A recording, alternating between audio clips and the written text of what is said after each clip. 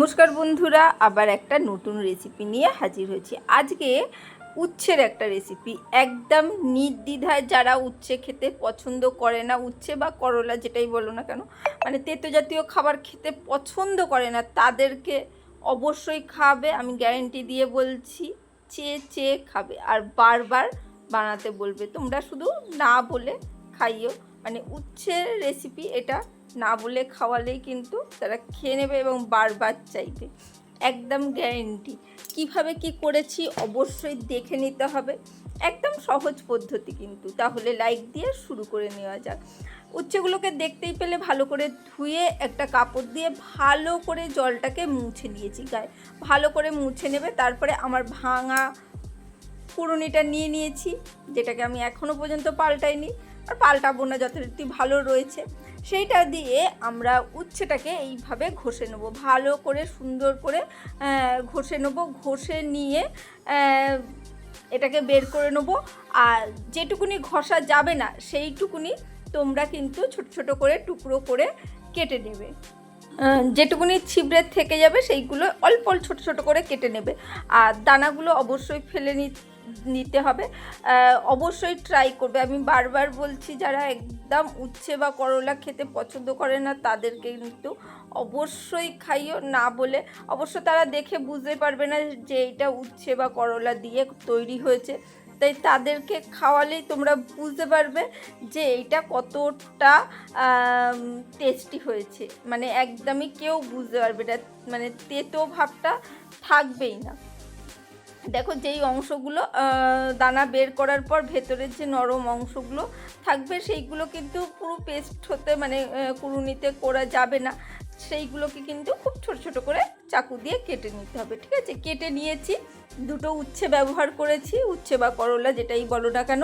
সেইটা একটা বোলের মধ্যে নিয়ে নিয়েছি, বোলের মধ্যে রেখে দিলাম পুরোটা তুলে। এরপরে একটা পেঁয়াজ কেটে নিচ্ছি যথারীতি। ওই যে নতুন স্ট্যান্ড ভিডিও সেটিং করতে আমার খুব অসুবিধা হয়ে গেছে, তাই ক্ষমা চেয়ে নিচ্ছি।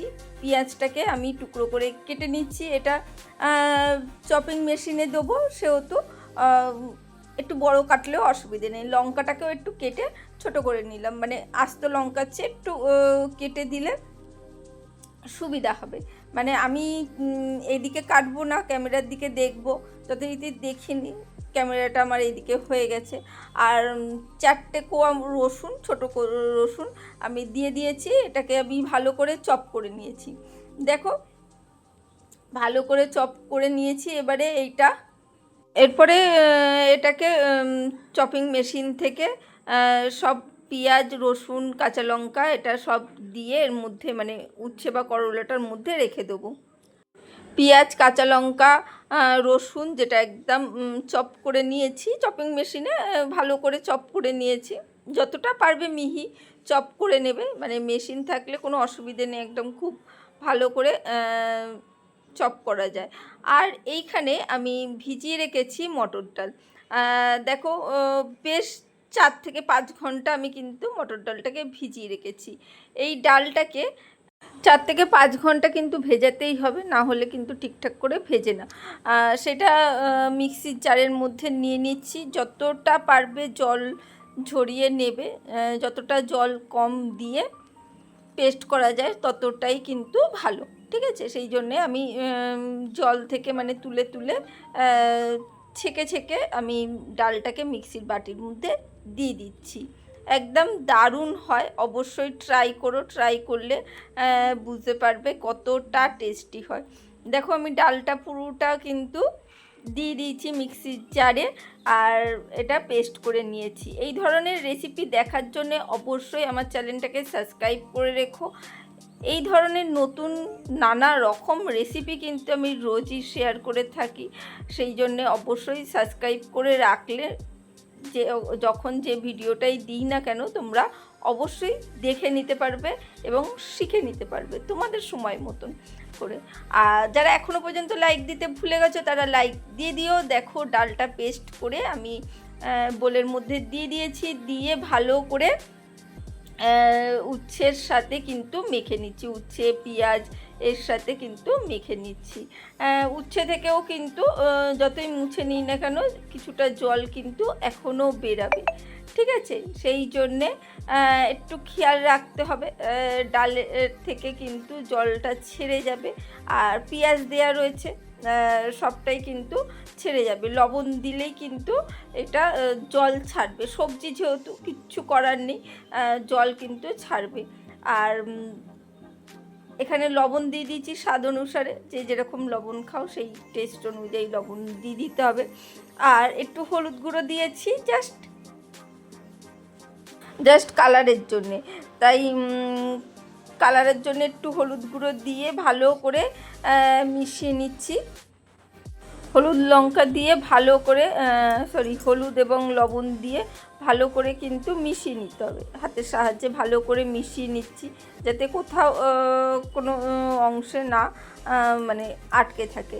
আর এরপরে আমি দিয়ে দিচ্ছি বেসন দিয়ে একটু ভালো করে মেখে নিতে হবে। ওই যে বললাম না জল বেরাবে, তাই যেহেতু আমাদের কিন্তু একটু বেসন দিয়ে মাখতেই হবে, না হলে কিন্তু জিনিসটা টাইট হবে না, কারণ সবজি থেকে জল বেরাবেই, কিচ্ছু করার নেই, পেঁয়াজ তারপরে উচ্ছে সবাই জল ছাড়বে, সেই জন্যে একটু বেসন দিয়ে হালকা করে মিশিয়ে নিচ্ছি, ভালো করে মেখে নিচ্ছি, মেখিয়ে ভালো করে ফেটিয়ে নেবো। একদম এই পদ্ধতিতে একবার করে দেখো, দারুণ টেস্টি হয়, মুচমুচে হয়, সবাই কিন্তু অবাক হয়ে যাবে।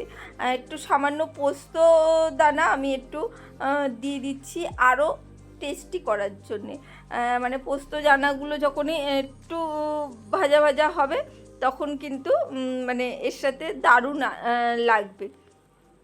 দেখো ভালো করে মিশিয়ে নিয়েছি, মিশিয়ে নিয়ে কিভাবে ভাজছি সেটা অবশ্যই দেখতে হবে, না হলে বুঝতে পারবে না। এখানে তেল কিন্তু আমি গরম হতে বসিয়ে দিয়েছি, যথারীতি সাদা তেলেই ভাজা হবে। তোমরা যদি সাদা তেল না খাও, সর্ষের তেল খাও, সর্ষের তেলেও কিন্তু ভাজতে পারো, একটু শ্যালো ফ্রাই করে নিতে পারো, তাহলেই হয়ে যাবে। অল্প করে তেল দিয়ে সেটাও ভেজে নিতে পারো। দেখো আমি বড়াগুলো আস্তে আস্তে করে দিয়ে দিচ্ছি, সুন্দর করে দিয়ে দিচ্ছি। এরপরে দেখো আমি দিয়ে তারপরে কি রকম করছি, একবার করে দেখবে। আর গ্যারেন্টি একদম, যারা উচ্ছে বা করলা খেতে পছন্দ করে না, তেতো জিনিস খেতে পছন্দ করে না, তারা কিন্তু একদমই বুঝতে পারবে না, কারণ ডাল তারপরে বেসনের জন্যে না পেঁয়াজ রসুন এইসব দেওয়া হয়েছে, একদম কিন্তু তেতো ভাবটা অনেকটাই কেটে যাবে, কেউ কিন্তু সেইভাবে বুঝতেই পারবে না। আর বাচ্চারা তো মানে বড়া ভেবে বেশ মানে আনন্দের সাথে খাবে। সামান্য সামান্য পোস্ত ওপর থেকে আমি দিয়ে দিচ্ছি, ওপর থেকে দিয়ে একটু চেপে দিতে হবে, না হলে কিন্তু এগুলো বেরিয়ে আসবে, তাই ডালের ওপরে দিয়ে হালকা করে চেপে দিচ্ছি। এটা দিলে কি হবে, ওপর থেকে দেখতে একটু সুন্দর হবে, তাই ওপর থেকে একটু পোস্তর দানা ছড়িয়ে দিলাম। আর দেখতেই পেলে তেলটা গরম হয়ে গেছিলো, দিতে না দিতেই বেশ সুন্দর করে ভাজা হয়ে কিন্তু মানে নিজেদের জায়গা কিন্তু ছেড়ে দিচ্ছিল, তাই এরপরেই আমি কিন্তু চামচের সাহায্যে উল্টে দিচ্ছি। ছোট একটা চামচ নিচে খুন্তির সাহায্যেই করতে পারো, আমি পোস্তটা যেহেতু ওই যে চেপে দিচ্ছিলাম, তাই ওই চামচ দিয়েই কিন্তু আমি বড়াগুলোকে উল্টে দিচ্ছি। এটা ভাতের সাথে মানে ডালের পাতে যেমন ভালো লাগবে, এমনি শুধু শুধুও কিন্তু না বললে খেয়ে দেবে, কেউ কিন্তু বুঝতেই পারবে না এটা করলা বা উচ্ছে দিয়ে করা হয়েছে। দেখো এপিট ওপিট করে বড়া যেমন ভাজতে হয়, এপিট ওপিট করে একটু লাল করে ভাজতে হয়, একটু মিডিয়াম ফ্লেম রেখে ভাজতে হয়, না হলে তো ওই কি বলে ভেতরটা মানে কাঁচা থেকে যাবে আর উপরটা পুড়ে যাবে, সেই জন্যে মিডিয়াম ফ্লেম রেখে ভাজতে হবে যাতে ভেতরটাও খুব ভালো করে ভাজা হয়ে যায়, তাহলেই জিনিসটা বেশ মুচমুচে হবে, খেতে সুন্দর হবে। সেই জন্যে যে কোনো বড়াই একটু মিডিয়াম ফ্লেম রেখে ভাজবে।